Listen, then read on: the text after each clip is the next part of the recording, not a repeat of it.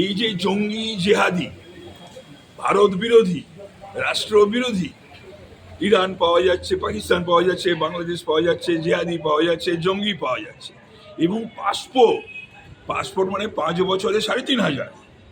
আবার এই কলকাতা পুলিশে ধরা পড়েছে, সে 51টা দিয়েছে। তো সেই ভেরিফিকেশনটা তো বেঙ্গল পুলিশ করে, ডিআইবিরা করে থানার, আর কলকাতায় করে এসবি অফিসাররা থানার। তো এরা অস্বীকার করতে পারে যে ওরা করে না?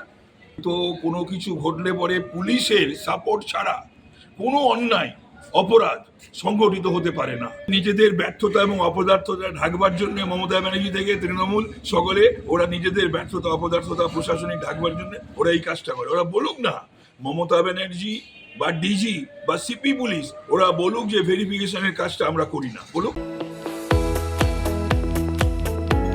আপনারা দেখছেন ইউএন লাইভ, বাংলা খবরের শেষ কথা।